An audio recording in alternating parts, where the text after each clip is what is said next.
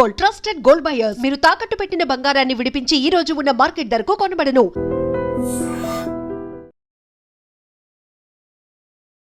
Present అయితే మనము Banjara hills road number 1లో ఉన్నాము. ఇక్కడ అర్లీ మార్నింగ్ 6 గంటల సమయంలో అయితే ఆ ఘోర రోడ్డు ప్రమాదం జరిగిందని చెప్పుకోవచ్చు. సో ఇక్కడ మీరు క్లియర్గా చూస్తున్నారు కదా, ఒక వాటర్ ట్యాంక్ వచ్చేసి ఒక డ్రైనేజ్ కాలువలో అయితే కింద పడటం జరిగింది. ఇది డ్రైనేజ్ కాలువ కూడా ఆల్మోస్ట్ ఒక 10 ఫీట్స్ ఉంటుంది, ఆల్మోస్ట్ ఒక 10-8 ఫీట్స్ ఉంటుంది. లారీ అర్లీ మార్నింగ్ వచ్చే టైంకి అయితే ఇక్కడ ఈ ప్రమాదం జరగడం జరిగింది. సో డ్రైవర్కి అయితే ఎలాంటి ప్రమాదం అయితే జరగలేదు, స్వల్ప గాయాలతో బయటపడ్డాడని చెప్పుకోవచ్చు. కానీ ఆ టైంలో పబ్లిక్ ఎవరు లేకపోవడంతో ప్రమాదం తప్పించుకున్నారనే చెప్పుకోవచ్చు. ఇక్కడ ఎంతో మంది ఇప్పుడు వన్ వే చూస్తున్నారు కదా, బండ్లు అయితే వెళ్తూనే ఉన్నాయి, కానీ ఒక సైడ్ అయితే లారీ కృంగి అవతలకు పడడం జరిగింది. ఇక్కడ మీరు క్లియర్గా చూడవచ్చు లారీ ఎంత డ్యామేజ్ అయిందో రోడ్డుకి క్లియర్గా. దాదాపు ఒకవేళ ఆ టైంలో జనాలు ఉంటే మాత్రం ఎక్కువగా ఇబ్బంది, ఖచ్చితంగా ప్రాణాపాయం తప్పిందనే చెప్పుకోవచ్చు. జనాలు లేరు కాబట్టి ప్రాణాపాయం తప్పింది. డ్రైవర్ కూడా స్వల్ప గాయాలతోనే బయటపడ్డాడు, ఎందుకంటే జస్ట్ ఇది కృంగి ఒక పక్కకు డొల్లడం జరిగింది. అంటే ఇది దాదాపు ఈ ప్రమాదాలు ఎక్కువగా సిటీలో వాన కారణంగా జరిగిందని చెప్పుకోవచ్చు. ఎందుకంటే ఇది రైనీ సీజన్ కావడంతో నిన్న భారీగా వర్షాలు పడ్డాయి, చూసినారు కదా.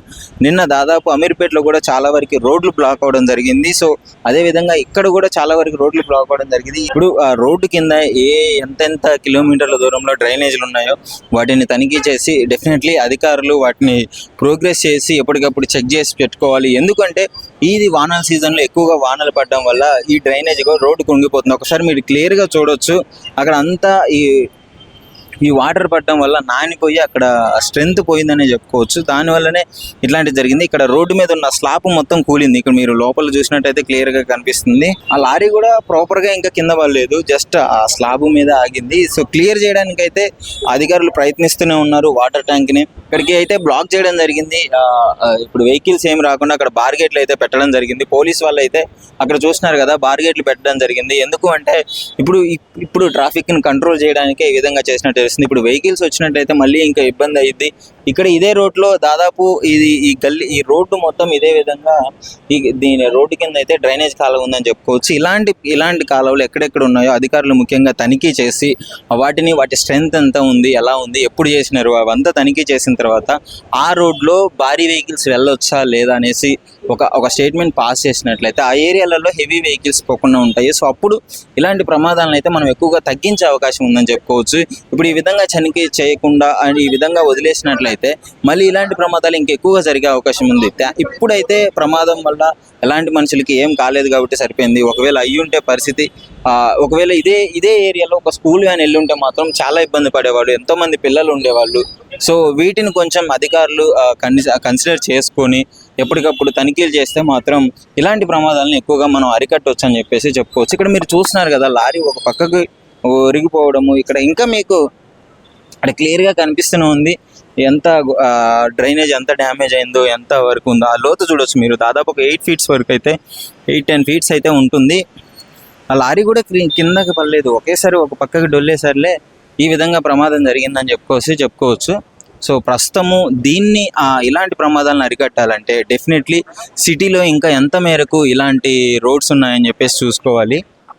సిటీలో ఎంతవరకు రోడ్స్ ఉన్నాయి, ఎలాంటి మేర ఇలాంటి రోడ్ కింద డ్రైనేజ్ ఉందని చెప్పుకోవచ్చు. సో ఈ విధంగా ఉండడం వల్ల ఇలాంటి డ్రైనేజ్ కాలువలన్నీ అధికారులు పరిగణలోకి తీసుకొని అది ఎంత వీక్ ఉంది, ఎంత స్ట్రాంగ్ ఉంది, అవంతా కట్టి ఎన్ని ఇయర్స్ అవుతున్నాయి అన్ని పరిగణలోకి తీసుకొని భారీ వెహికల్స్ ఏమన్నా దాంట్లోకి వెళ్ళొచ్చా వెళ్ళకూడదు అనే రిస్ట్రిక్షన్స్ ప్రకారం చేసుకున్నట్లయితే ఇలాంటి ప్రమాదాలను అరికట్టవచ్చు.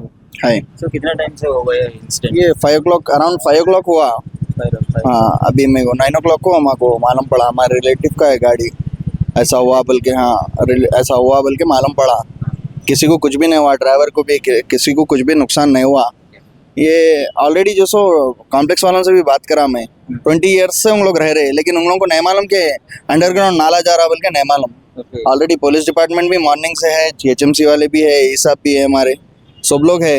अब किसका गलती है क्या है नहीं मालूम, लेकिन अब जल्द से जल्द जो इंसिडेंट हो गया उसको पहले क्लियर करा के रोड पूरा क्लियर कराना है, क्योंकि उसमें प्रॉब्लम ट्रैफिक भी क्लियर करना है और कॉम्प्लेक्स वालों को भी प्रॉब्लम क्रिएट पूरा कर। हाँ, तो ये मालूम पड़ा हमारे पूरे सब लोग है, ड्राइवर्स भी है और पूरा पेपर्स वैलिड है सब है।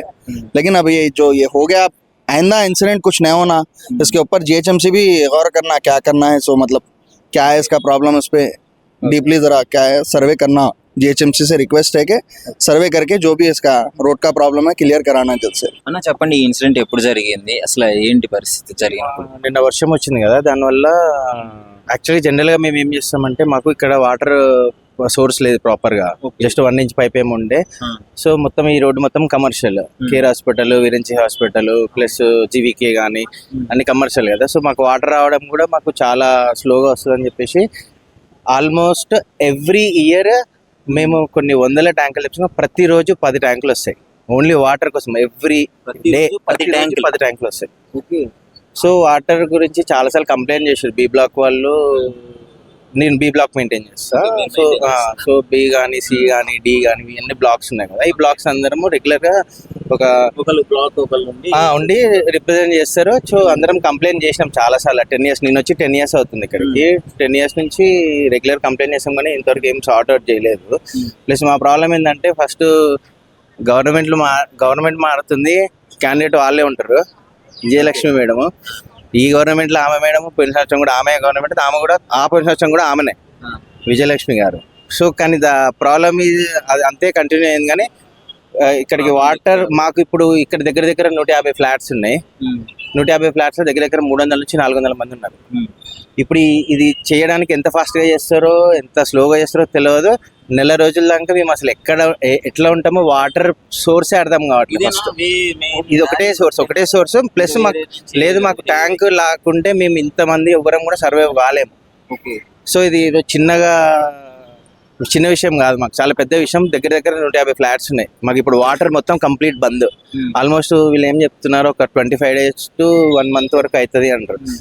అది ఎంత క్విక్గా చేస్తే మాకు అప్పుడు వాటర్ లేకుంటే ఇది మొత్తం ఖాళీ చేసి వేరే అక్కడికి పోయి ఇది రెడీ అయినాక రావడం తప్ప ఇంకో ఆప్షన్ లేదు. సో అంటే ఈ రోడ్డు ఒకటే మెయిన్ రోడ్డు, వాటర్ వచ్చేదానికన్నా హెవీ వెహికల్ వచ్చేదానికన్నా పోయేదానికన్నా ఒకటే రోడ్. 4:30కి పడ్డది, 4:30కి పడింది. సో వచ్చి చూసే వరకు ఇక మొత్తం కింద పడిపోయింది. అది క్లియర్, ఇది మొత్తం అంటే ఇది ఎప్పటి నుంచో ఉంది కదా. సో తెలియదు అంటే ఇప్పుడు కింద డ్రైనేజ్ నడుస్తుంది, దీని స్ట్రెంత్ ఏంది, హెవీ వెహికల్స్ రావచ్చా లేదా అని చెప్పేసి. అంటే మాకు ఇంకొక ఆప్షనే లేదు కదండి. మాకు వాటర్ వచ్చే సోర్స్ ఒకటే సోర్స్. సో దీనికి మేము ట్యాంకర్స్ కంపల్సరీ తెప్పించుకోవాల్సింది. దగ్గర మేము ఒక్కొక్క బ్లాక్ 50,000 రూపాయల ట్యాంక్ తెప్పిస్తాం ఒక్క మంత్కి, ఒక నెలకి. రోజుకి 10 ట్యాంకులు అంటే ఇక మీరు ఇమాజిన్ చేసుకోండి. మేము ఏదో సిటీలో ఉన్నాము, సిటీ సెంటర్లో ఉన్నప్పుడు. కానీ చాలాసార్లు కంప్లైంట్ చేసినాము వాటర్ వర్క్స్కి, ఎందుకు అయితే ముందర పడలేదు ఎవరు. సో ఈసారి చూడాలి. ఇప్పుడు కొంచెం ఒక ఇన్సిడెంట్ జరిగింది కదా, కొంచెం సరే చలో ఏదైనా ఒకటి చేస్తారేమో, ఒక ముందు పడి. వాటర్ ప్రాబ్లం ఉంది, మీ వాటర్ ప్రాబ్లం సాల్వ్ చేయడానికి ట్యాంకర్లు వస్తుంటాయి. సో ఇప్పుడు వచ్చేటప్పుడు ఆ ట్యాంక్ కింద పడిపోయింది. ఇంకంతే, వాటర్ ట్యాంకర్ ప్రాబ్లం లేదు, ఏం లేదు. మాకు రెగ్యులర్గా ఎవ్రీడే వాటర్ ట్యాంక్స్ తెప్పించుకోవడం ఇంకో ఆప్షన్ లేదు. సో వీళ్ళు ఇప్పుడు ఏదైనా వాటర్ ఏమైనా కనెక్షన్ మాకు ప్రాపర్గా అసైన్ చేసి అలర్ట్ చేస్తే మాకు కొంచెం హెల్ప్ఫుల్ ఉంటుంది. కొంచెం అది కూడా చాలా క్విక్గా అయితేనే అవుతుంది, లేకుంటే మేము సర్వైవ్ కాలేము ఒక 1 month వరకు. సో చూస్తున్నారు కదా, ప్రజెంట్ అయితే ఇప్పుడు హైడ్రా టీమ్ కూడా వచ్చింది దీన్ని క్లియర్ చేయడానికి. సో ఫస్ట్ ఇక్కడికి ఎందుకు అసలు వాటర్ ట్యాంక్ ఎందుకు రావాల్సి వచ్చిందంటే, ఈ బి బ్లాక్ సంబంధించిన మహేశ్వరి టవర్స్లో అయితే ఇక్కడ ఇన్సిడెంట్ జరిగింది. సో ఇక్కడ ఉన్న వాళ్ళకి ఇదంతా కమర్షియల్ ఏరియా, ఎందుకంటే ఇప్పుడు కేర్ హాస్పిటల్ ఉంది, ఇక్కడ అంతా అపార్ట్మెంట్స్ ఉన్నాయి. సో అపార్ట్మెంట్స్లో ఏంటి అంటే వీళ్ళకి వాటర్ ప్రాబ్లం ఉంది అంట, వాటర్ ఎక్కువగా రాలేదు. సో అందుకని వీళ్ళు సపరేట్గా ఒక మంత్లీ 50,000 వరకు ఇచ్చి ఈ వాటర్ ట్యాంకులు అయితే తెప్పించుకోవడం జరుగుతుంది. సో ఈ వాటర్ ట్యాంకులు తెప్పించుకున్న క్రమంలో రెగ్యులర్గా వాళ్ళు ఎప్పటి నుంచో తెప్పించుకుంటున్నారు. సో వీళ్ళు ఏం చెప్తున్నారంటే, ఏ గవర్నమెంట్ వచ్చినా మాకు ఈ వాటర్ ప్రాబ్లం అయితే సాల్వ్ అవ్వట్లేదు, మేము చెప్తూనే ఉన్నాము, కొంచెం వాళ్ళు కూడా కన్సిడర్ చేసుకుంటే బాగుంటుంది. ఇప్పుడు వాళ్ళకి వాటర్ ప్రాబ్లం లేకుండా, సిటీలో వాటర్ లేకుండా అంటే చాలా ఇబ్బంది అవుతుంది కదా. సో ఇప్పుడు అందుకే వాళ్ళు సపరేట్గా మనీ ఇచ్చి వాటర్ ట్యాంక్ని అయితే పిలిపించుకోవడం జరుగుతుంది. సో అదే క్రమంలో మార్నింగ్ ఈ వాటర్ ట్యాంక్ వాళ్ళకి వచ్చే క్రమంలో అయితే ఇక్కడే ఇన్సిడెంట్ జరిగింది. ఎందుకంటే ఇది డ్రైనేజ్, కింద నుంచి డ్రైనేజ్ పోతుంది. సో ఇప్పుడు మరి ఇది ఎప్పటి నుంచి ఉందో తెలియదు, కానీ మరి వాళ్ళకి కూడా ఏం తెలియదు అంటే వాళ్ళు రెగ్యులర్గా వస్తున్నారు. ఇప్పుడు హెవీ వెహికల్స్ కొన్నిటికి అలా ఉంటుంది, కొన్ని రోడ్స్కి అలా ఉండదు. బట్ వీళ్ళకి వాటర్ ప్రాబ్లం ఉంది కాబట్టి వాళ్ళని అయితే తీసుకురావడం జరుగుతుంది. సో ఆ క్రమంలోని యాక్సిడెంట్ అయింది. సో వీళ్ళు ఏదైతే చెప్తున్నారు మాకేం తెలియదు, ఈ రోడ్డు పరిస్థితి తెలియదు, ఏం తెలియదు, మాకు ప్రాబ్లం ఉంది, రెగ్యులర్గా వస్తుంది, ఇప్పుడు ఇట్లా జరగడం జరిగింది. సో ఇప్పటికైనా గవర్నమెంట్ మా కోసం స్పందించి ఈ ప్రాబ్లమ్ని రెక్టిఫై చేస్తే ఇలాంటి ప్రమాదాలు జరగకుండా ఉంటుందని అయితే ఇక్కడ స్థానికులు చెప్పడం జరుగుతుంది. నిజంగా ప్రస్తుతం ఉన్నటువంటి సమాజం దేనికి ప్రయారిటీ ఇస్తుంది? ఆర్థిక సంబంధాల చుట్టూ మాత్రమే తిరుగుతోంది. మళ్ళీ ఎన్నికలంగానే చాలా విరక్తి కలుగుతున్నాం. మంచి అనిపిస్తుంది కదా, లేడీస్ కూడా ఛాలెంజింగ్ జాబ్స్ చేసినప్పుడు చాలా బాగుంటది. ట్రాఫిక్ అసిస్టెంట్స్ గా నియమించిన ట్రాన్స్జెండర్స్ అందరితో సాల్యూట్ చేయించుకుంటున్నారు. ఫుడ్ డెలివరీ ఇవ్వటానికి వెళ్ళినటువంటి డెలివరీ బాయ్ అనిల్ పై కళ్ళ ముందు పెళ్ళండి